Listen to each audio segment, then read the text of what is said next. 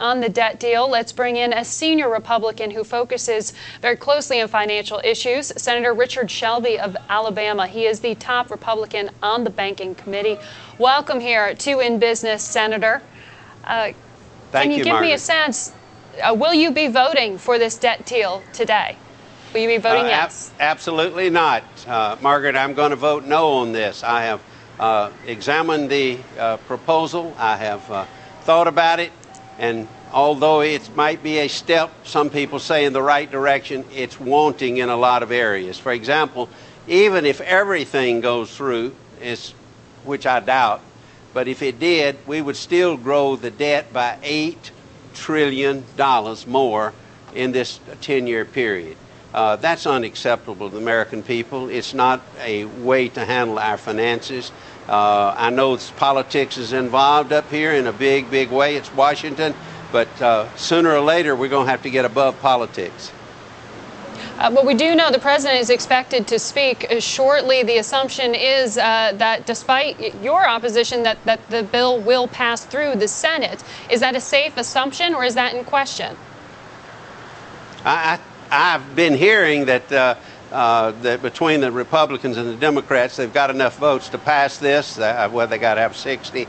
I don't know. I will not be with that group that are voting for it. If we had done more cuts and if we were more specific. But I've seen this movie before here in Washington, where a lot of things are going to be in the out years, down the road, in the future. It's going to be to a bipartisan committee. Right. We don't know how that committee is going to be designed, who's going to be on it, and it could be a stalemate. Well, if this does indeed become law, some of those decisions, the $1.5 trillion that the super committee is going to have to find, is going to be a big part of what little reduction is made. So who should be sitting on that committee? Who would you like to see there? Well, I will not be consulted on that. The leaders, Harry Reid on the Democratic side and Mitch McConnell on our side, they will make those decisions. And I hope that they think them out, and that those are people that, one, could put America first, way above politics, either party. Well, the White House has said that if this super committee comes up with an agreement, they're charged with coming up with a balance, revenue increase and more reductions. If they can't do that, the threat is there that the White House would do away with the Bush-era tax policy. Do you believe that that threat is a real one? Well, it's always a real one with the Democrats. The Democrats basically are looking for revenue, and we're looking for cuts.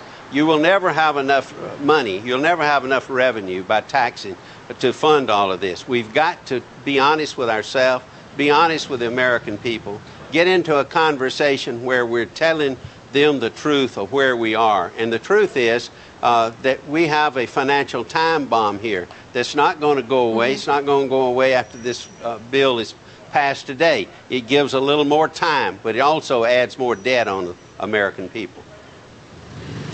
Well, the White House has said that some of those conversations that were had with Speaker Boehner about changes on how corporate taxes corporate jets are taxed, carried interest, some of the loopholes for oil and gas companies, those are back on the table as potential sources for revenue increases. What prospect do you think that has? I have been an advocate of income tax reform for a long time. I would like to see us lower the individuals' rates, knock out all loopholes, all these deals that people have lobbied for over the years. Our tax code is full of danger, but to just look for revenue without cuts is a horrible mistake. It won't work, and we will not support it. I hope no Republican would support that. Senator, thank you for making time for us today. Thank you, Margaret. On the record, they're voting against this debt deal as it goes before the Senate